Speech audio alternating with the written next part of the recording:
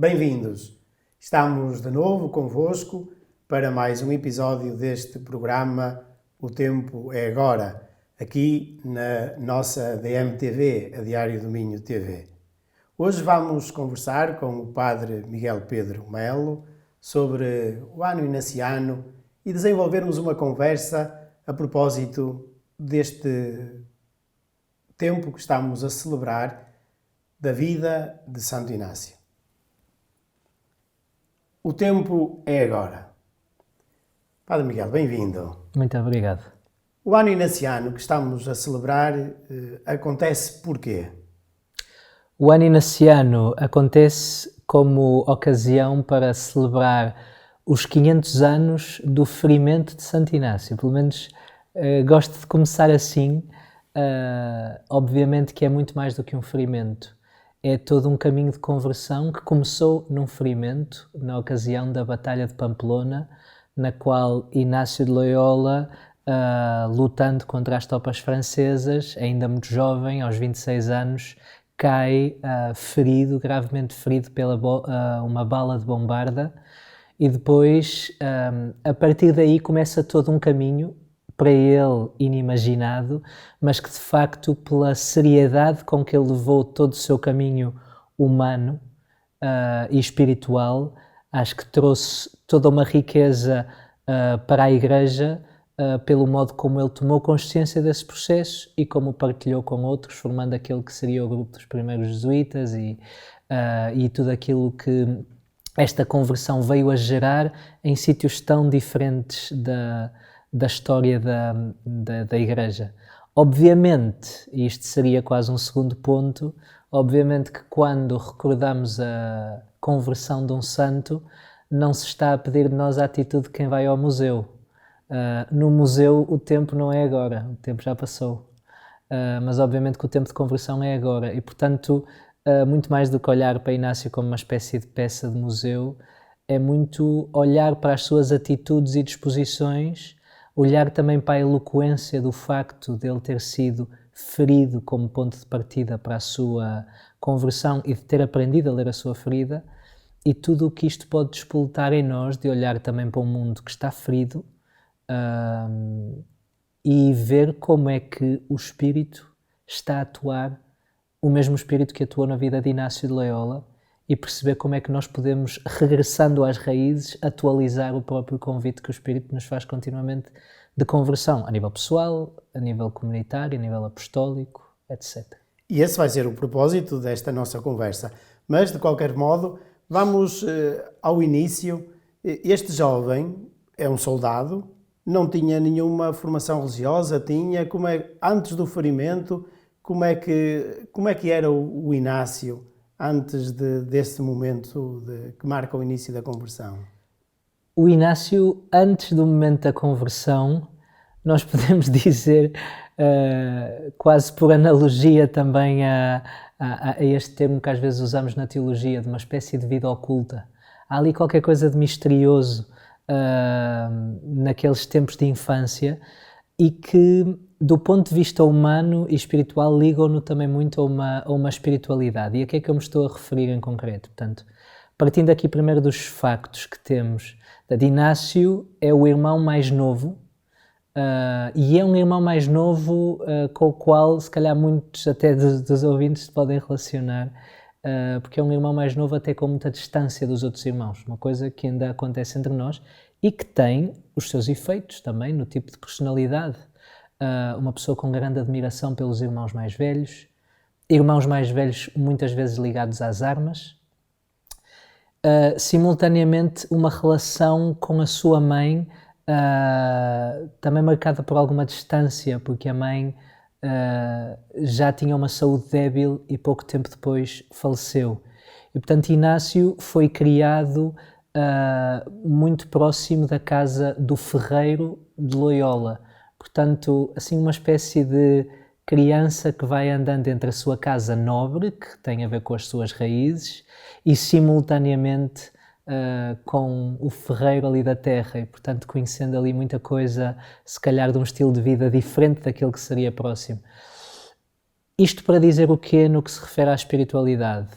pois Inácio deveria ter a espiritualidade própria de um nobre guerreiro, mais do que cavaleiro a gente já liga a todo um outro imaginário, mas um nobre guerreiro da altura, ou seja, com uma espiritualidade honesta, mas não necessariamente muito profunda, não necessariamente marcada pela coerência, mas sim por um tipo de verdade também, que não deixa de ser verdadeiro, mas não é... mas não impede de se dar ao luxo de outras coisas.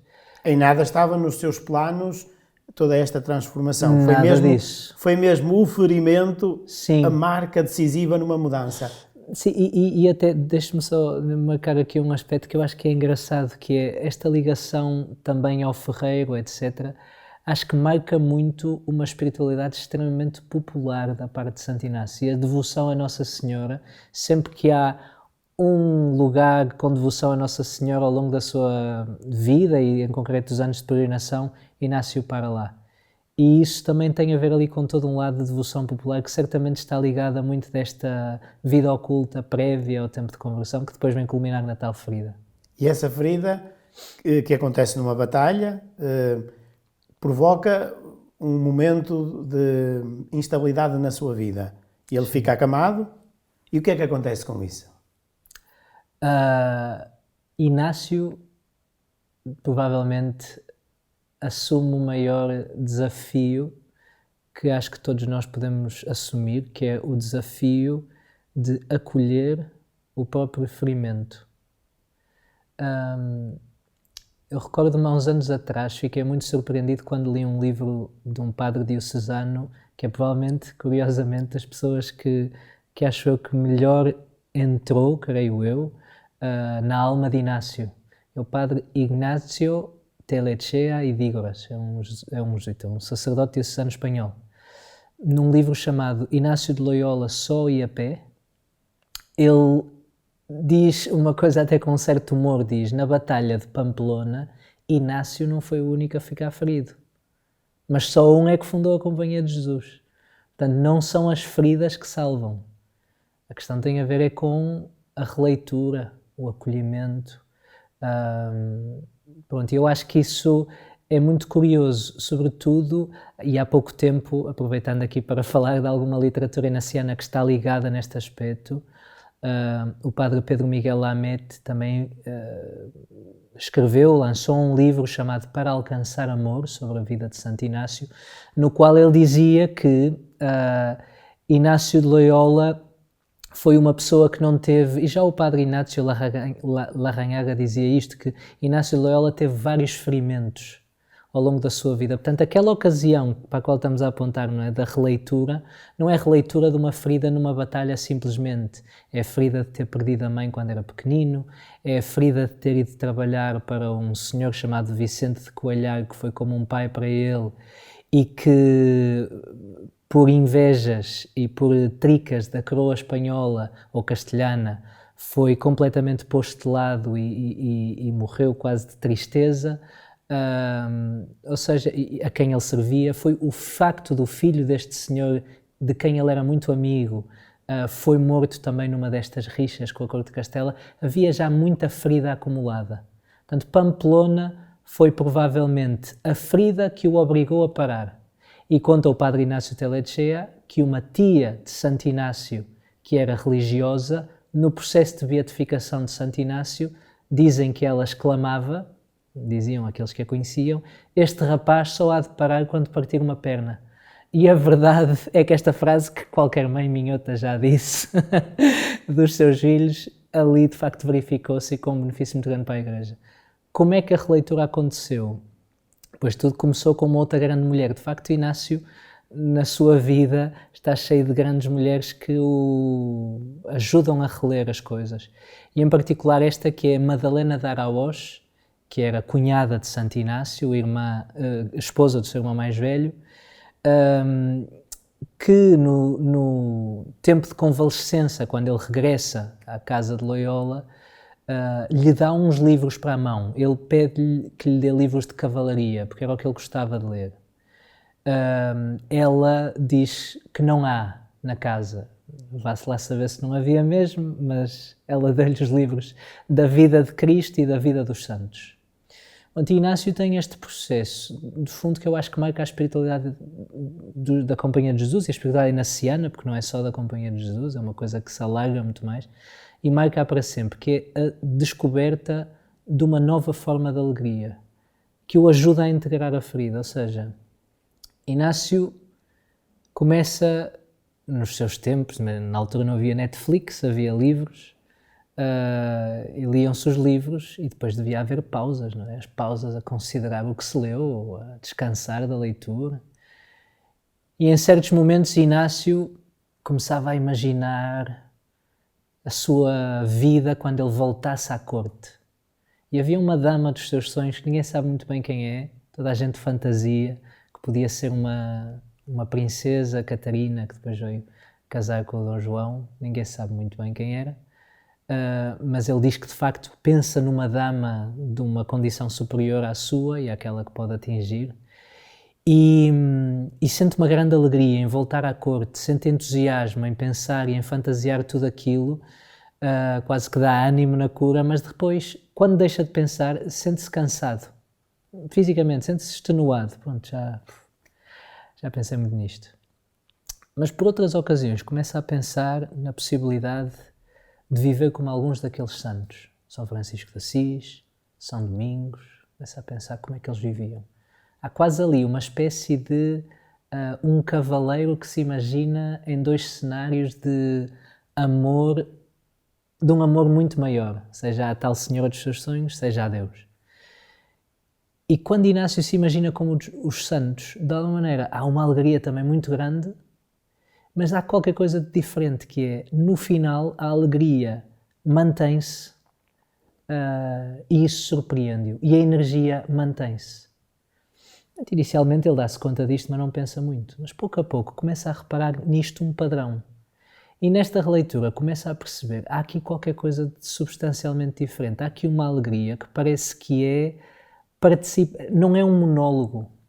Não é um monólogo, é um diálogo em que, de alguma maneira, ele percebe que há intuições de fundo que lhe estão a ser confirmadas. Não é só a imaginação dele a trabalhar, Sim. mas há como que uma resposta interior a essa imaginação, não é? Sim. E que fortalece essa alegria e esse entusiasmo, que é o que o faz, então, seguir em frente neste projeto. Exatamente. E falo sair de si, que eu acho que essa é aqui a grande, talvez aqui é aquilo que nos dá a confirmação de que estamos a viver uma espiritualidade, porque a espiritualidade é sair de si, não é? E o que é isso, sair de si, nesse sentido? Para quem nos acompanha, Claro. pode ficar a questionar. Então, o que é que significa uma espiritualidade do sair de si? A espiritualidade do sair de si.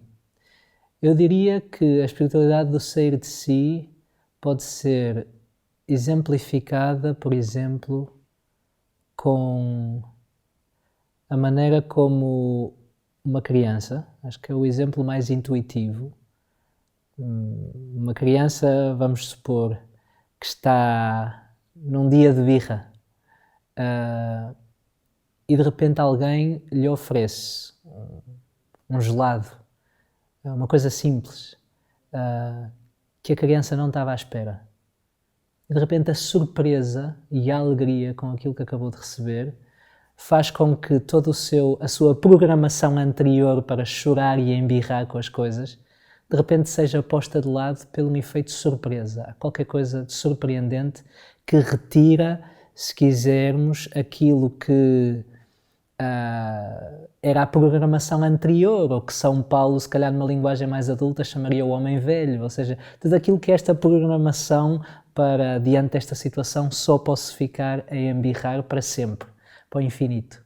Mas de repente há qualquer coisa que nos desloca numa alegria maior e que nos faz sair do paradigma anterior, do que supostamente era o que devia acontecer. Tudo o que nos faz, de alguma maneira, participar desta experiência faz-nos sair de nós mesmos, ou seja, a surpresa de que há uma coisa muito maior que nos faz como se nós passássemos de uma gramática para outra sem esforço, simplesmente por reparar. Eu acho que a espiritualidade pode-se resumir a isto, obviamente que é um resumo sintético, mas pode-se resumir a isto, que é todo o esforço da espiritualidade é quase o esforço de ficar atento para perceber que já está tudo a acontecer. Nós é que ainda estamos no velho paradigma. Para nos deixarmos maravilhar, digamos Sim. assim. Para nos deixarmos espantar por aquilo que já nos acontece. Sim. Ou por aquilo que no momento nos está a acontecer, porque foi exatamente isso com o Inácio, né? Aquilo que lhe aconteceu tornou-se, no caminho, uma oportunidade dele encontrar esse maravilhamento. Exatamente. Mas não quis fazer sozinho e fundou a Companhia de Jesus. Exato. Eu acho que... Enfim, eu dei aqui um salto Claro. muito grande, mas podemos Mas percorrer os saltos outros são bons, passos. os saltos são Podemos bons porque percorrer os outros passos, eu mas... gosto do salto porque provoca exatamente aqui a fazer as pontes, não é? Eu acho que isso é... há um dos superiores gerais dos jesuítas pelos quais nós temos assim um apreço muito, muito forte. É o padre Pedro Arrupe. Por toda a sua história foi nosso superior geral, portanto é muito conhecido por isso, mas anteriormente, ou seja, ter sido mestre de noviços dos jesuítas no Japão, onde foi missionário durante vários anos e onde testemunhou a bomba atómica e como médico também fez ali uma grande colaboração. E era um homem de uma profunda espiritualidade. E uma coisa que ele notava em Santo Inácio, e a mim parece muito pertinente dizer isto neste tempo em que também sentimos um convite a uma igreja mais sinodal, é que Inácio de alguma maneira encontra, faz uma experiência de Deus como comunidade. Todos nós sabemos que na catequese se fala, ou se falou, quando nós estávamos na catequese, da Santíssima Trindade, Deus ser Trindade. Mas há uns anos atrás houve um padre jesuíta, o padre Karl Rahner, que fez uma pergunta muito simples, mas que eu acho que é muito desafiante. Era uma suposição, não é? Para provocar.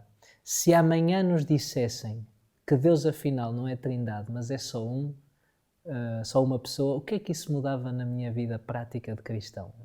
A pessoa fica... é uma boa pergunta para nos lembrarmos, acho, várias vezes. De facto, mudaria alguma coisa? E eu acho que esta pergunta tem um lado extremamente prático, não é simplesmente uma ilação racional. Acho que tem a ver, sobretudo, com o quanto é que nós associamos a vida espiritual, interior, todo o esforço por encontrarmos a vontade de Deus, à existência de uma comunidade de pessoas, de outros que estão fora de nós, provavelmente não pensam como nós, e sem os quais é impossível encontrar a vontade de Deus, não porque eles estejam lá para executar o que nós intuímos, mas porque juntos temos que chegar a uma coisa que nenhum de nós pensou sozinho. Ou que mesmo que assim seja por um processo de todos, não é? E esse é um grande desafio que acabas de lançar para esta nossa forma mais comum, vou dizer assim, que não é certamente aquela que estaria mais certa, ao dizer mais comum, é aquela que porventura mais encontramos no dia-a-dia, fruto também de uma história, Sim, sim. De uma vivência cristã e de uma vivência espiritual muito intimista e muito individualista. E hoje, com o individualismo tão feroz que nós vamos encontrando, temos aqui um ponto de reflexão. Será que se Deus fosse só uma pessoa, mudaria alguma coisa na minha vida de cristão ou na minha vida pessoal? E esta importância da comunidade é de facto aqui uma boa ponte com a ideia da Companhia de Jesus. Exato. Nunca tinha pensado nisso, tampouco, mas faz sentido e é interessante pensar. O próprio nome do grupo, sim. Não é? Já é um nome comunitário, digamos assim, verdade. não é? Que faz verdade. companhia. Não fazemos isto, partilhamos o pão, vamos juntos. E é esse pequenino grupo que depois dá origem àquilo que nós conhecemos normalmente como os jesuítas, não é? Exato. Mas que o seu nome é a Companhia de Jesus. E este processo transforma Inácio, transforma os seus amigos e chega-nos até hoje, como nós sabemos, também com esta presença na nossa igreja.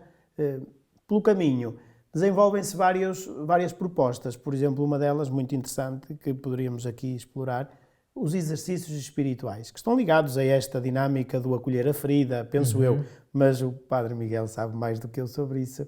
O que é isto dos exercícios espirituais propostos por Santo Inácio? O Inácio de Loyola, durante o seu caminho, foi sempre recolhendo todas as suas experiências, por ter uma intuição de fundo.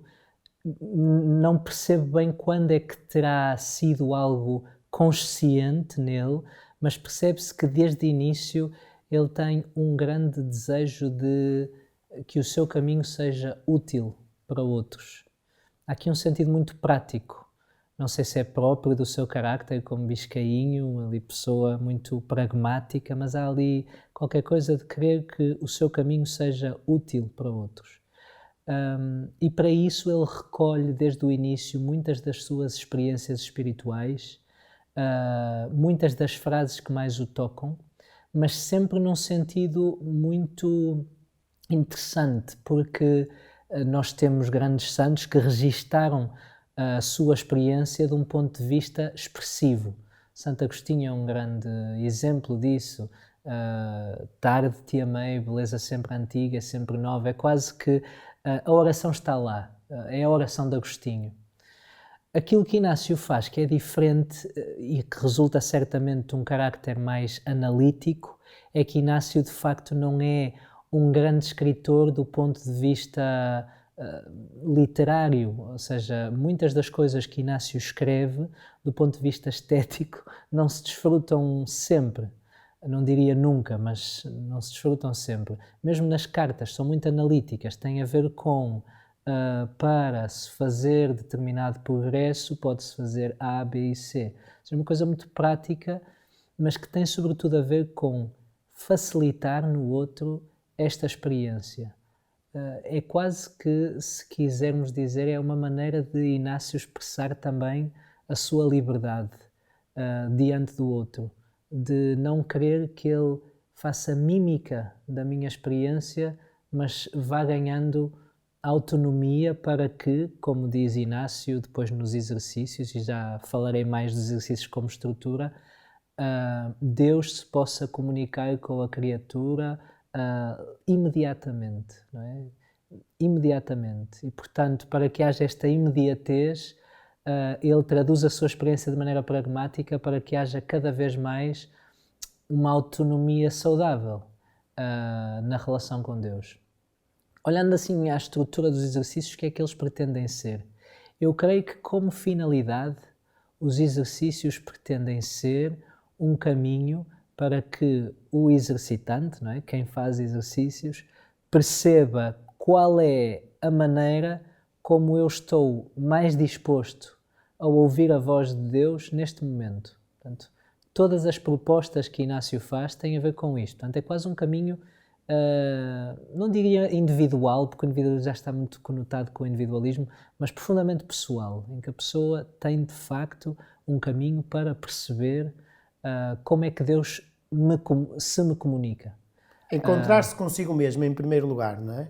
O primeiro desafio é que a pessoa se encontre eu consigo. Eu diria mais até, mas aprofundando nessa expressão, que é encontrar o modo como Deus me encontra. Sim, e eu ia também dizer isso mesmo, exato. Pelo que conheço, seria não um mero autoconhecimento, mas a oportunidade do autoconhecimento para aí descobrir a forma Sim. como Deus se torna presente. Sim, encontrar o modo como Deus me encontra. Acho que tem aqui uma referência muito forte a algo também muito próprio de toda a experiência dos exercícios. No outro dia li uma frase deste padre Fábio Rosini, um padre italiano, que escreveu um livro muito interessante, A Arte de Recomeçar, em que ele diz que quando lhe pedem para desenhar a Itália, ele desenha os limites, que é curioso, e depois intui-se o que está dentro, não é? E que para ele isso é uma espécie de sinal de que o outro, aquilo que está fora de nós, de alguma maneira é preciso para nos definir aquilo que nós somos. E, portanto, não há definições de individualidade simplesmente por mera introspecção. É preciso olhar para o outro para perceber aquilo que eu sou. É preciso algum tipo de choque, não é? E acho que aqui os exercícios têm a ver com isto. Encontrar a Deus para perceber onde é que eu estou e quem é que eu sou. Não é? Os exercícios, como é que estão organizados para que este processo aconteça? Estão organizados, é uma experiência que Inácio pensou para serem feitos num retiro de um mês, se bem que depois há adaptações, tendo em conta às vezes possibilidades e também a entrada neste processo, porque de facto não se propõe assim logo um mês de chofre, acho que também há toda uma entrada, mas o objetivo de Inácio não é que as pessoas simplesmente façam os exercícios, mas que se apropriem de exercícios. Portanto, a vida, neste caso de um jesuíta, mas acho que todas as pessoas que bebem desta espiritualidade, seria viverem constantemente em exercícios espirituais. E estes exercícios, de alguma maneira, podemos dizer que são compostos de 4 partes, a que habitualmente chamamos 4 semanas, se bem que não são semanas no sentido estrito do termo, são períodos em que se olha para a salvação desde 4 perspectivas. Uma primeira, a que chamamos a primeira semana, que tem muito mais a ver com meditar no modo como eu desejo uma salvação e como preciso dela olhando para a experiência do meu pecado. E diante dessa experiência de pecado, considerar que aquilo que eu estou a ofender no meu desamor não é um princípio ideal, não é uma realidade santa e muito escondida e muito abstrata, mas é uma bondade tremenda. Tomar consciência que aquilo que eu ofendo não é um princípio, é uma bondade infinita que quer dar-se-me completamente, mesmo apesar de, ou sobretudo, nos momentos de pecado, não é? E tomar consciência que essa figura está expressada no homem crucificado e sofredor de Jesus de Nazaré. Pronto, e fazer esta experiência, não é? De que é uma bondade infinita. Portanto, uma segunda semana que é o colocar-me diante da história de Jesus. Se na primeira era muito mais uma primeira semana ligada à meditação, nesta bondade, a segunda tem muito mais a ver com a contemplação, de procurar olhar para Jesus e ver quais é que são então as decisões que me inspira o facto de estar em contacto com Ele, contemplando, imaginando, tornando-nos de alguma maneira uma espécie de cineastas da história da salvação, em que imaginativamente contemplamos e colocamos-nos na cena, imaginando desde o mais elementar até o mais detalhoso, ou seja, de com que cor é que estava vestido São Pedro, com que túnicas, como é que cheirava o perfume de alabastro, ou seja, Inácio percebeu o valor tremendo da imaginação na espiritualidade e, portanto, a imaginação de facto tem uma capacidade tremenda de mobilizar a nossa vontade, mais do que escrever post-its na parede. A imaginação, porque a imaginação atrai, o post-it obriga, embora às vezes seja necessário, não nada contra os post-its amarelos. A terceira semana é um modo de, a partir destas eleições que se vão tomando diante da vida de Jesus, olhar até onde é que leva o amor. É quase um tomar consciência espiritual e também tremenda, e por isso, porque espiritual, tremendamente prático. Um padre espanhol, jesuíta, padre Timo,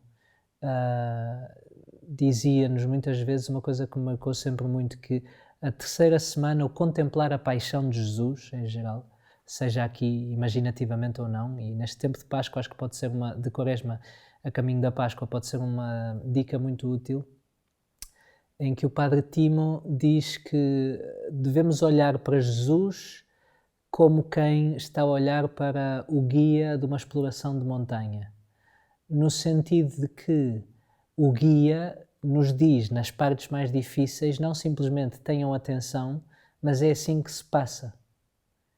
E neste é assim que se passa, de um lado para o outro, é assim que se salta o rio, etc, etc. Nós, além de considerarmos quanto sofreu o Senhor, deveríamos considerar como é que se passa por estas coisas com o Senhor. Porque, efetivamente, as grandes penitências que nos acontecem na vida não são aquelas que nós escolhemos e depois dizemos no final que bom que eu sou, consegui chegar ao final e cumprir as coisas que queria nesta quaresma, ou em que tempo for da nossa vida. O grande desafio é colher aquelas que vêm e são o que são e estão aí. E é para essas que de facto este tempo de terceira semana nos ajuda sobretudo a pegar nestas decisões e perceber a vida continuará o seu curso normal com momentos que são difíceis de explicar. Põe os teus olhos aqui, ser prático, olha para o Senhor na paixão, que é uma expressão que às vezes não juntamos, não é? Não é aumenta os teus níveis de conhecimento da dor, não é isso, é ser prático, olha para Ele que isto vai ser muito útil, se queres amar até o fim, não é? E finalmente acho que depois é toda a quarta semana vem como um regozijo de alegria, como a experiência de reconhecer a ressurreição de Jesus, mas de uma maneira muito particular que tem 2 pontos, e com isto também termino toda esta exposição dos exercícios, que tem a ver com reconhecer, sempre nesta lógica de diálogo entre a minha vida e o mistério pascal que se contempla, reconhecer como Jesus deu a conhecer a sua ressurreição consolando, ou se quiser voltando à experiência de Inácio, ler os livros de cavalaria e dos santos, dando alegria. É dando alegria que Jesus mostrou que estava ressuscitado. Eu acho que isto para Inácio é uma experiência tremendamente prática, porque ele só vai levar a cabo todas as decisões que trazem a alegria e a formação de comunidade, que é o que fez o ressuscitado. O que gera comunidade, o que gera vida comum e aquilo que é confirmado na alegria é sinal do ressuscitado. Portanto, o discernimento não é decidir as ações que se começam, mas os movimentos que se secundam, não é? De alguma maneira. Acho que isto muda tremendamente o semblante do discernimento, como se fosse uma coisa pragmática, de ver para onde é que uma pessoa vai, etc. E depois um segundo aspecto que é perceber, e isto é uma realidade muito incrível na espiritualidade inaciana, que é que Deus é um operário. Nós ligamos isto muito mais a São José, e se falávamos de Deus operário, soar-nos-ia mais a ligações de uma teologia da libertação dos anos 70. Mas, curiosamente, Inácio diz que Deus opera. Não só que Deus trabalha, que já o dizia São João, mas que Deus opera. E, portanto, o operário tem suor. E que Deus trabalha na realidade. Dando-lhe subsistência. Portanto, o dinamismo de consolação da ressurreição está a acontecer. Se calhar todos nós já ouvimos a ode triunfal do Fernando Pessoa, quando ele diz que dentro destas máquinas há Platão, não é? Para Inácio, dentro destas máquinas, destas árvores, destes trabalhadores, deste Diário do Minho, destes lugares todos, há Deus a ressuscitar, a convidar-nos à ressurreição. De nós depende secundar no nosso discernimento, no nosso exercitar-nos na vida daqui em diante, etc. Portanto, os exercícios são assim uma espécie de entrada profunda no mistério da salvação para perceber onde é que eu estou e o que é que eu estou chamado a secundar, porque Deus já está a trabalhar como um operário na minha vida e eu só tenho que reconhecer a bondade infinita, contemplar para perceber, não simplesmente para olhar para o passado, que seria a lógica do museu, mas para perceber como é que Ele já está a atuar aqui, como ressuscitado, consolando, gerando comunidade e secundar tudo isso. Obrigado, Padre Miguel. E onde é que nós podemos fazer estes exercícios? Sejam eles de 30 dias ou também há outras propostas.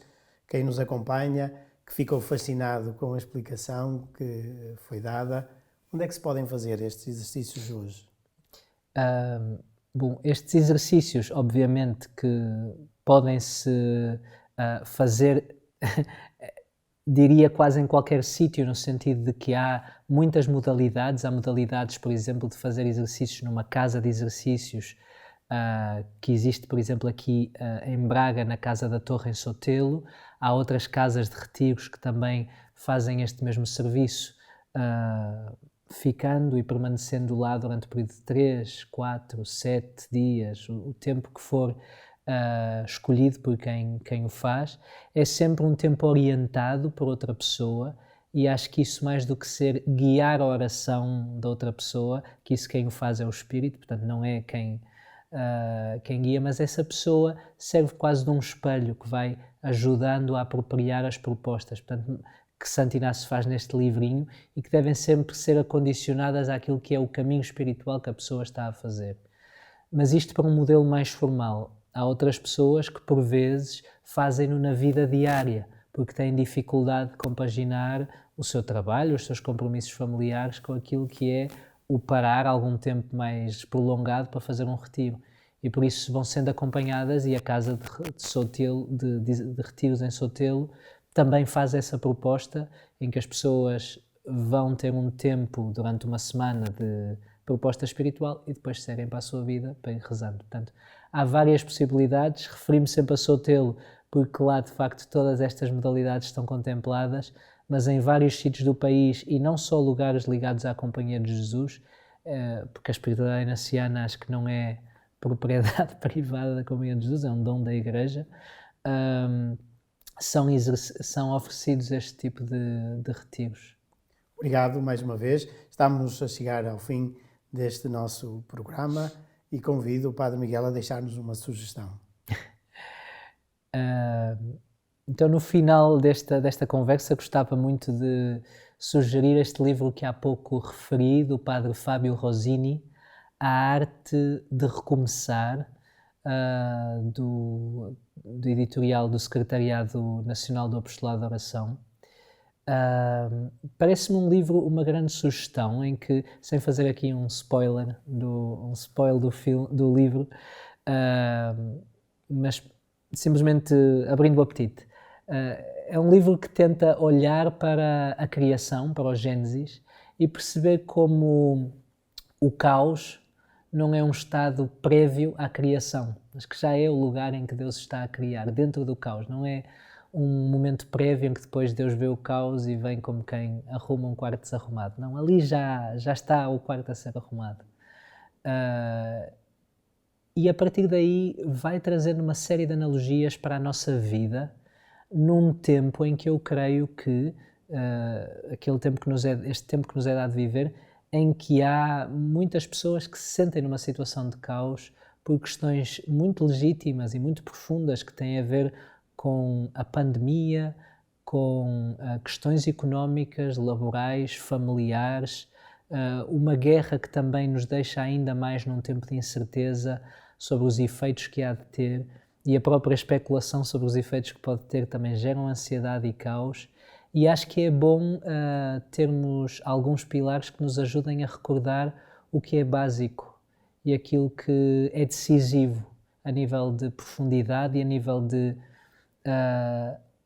escolha e consciência de onde é que eu quero estar neste momento. Não é?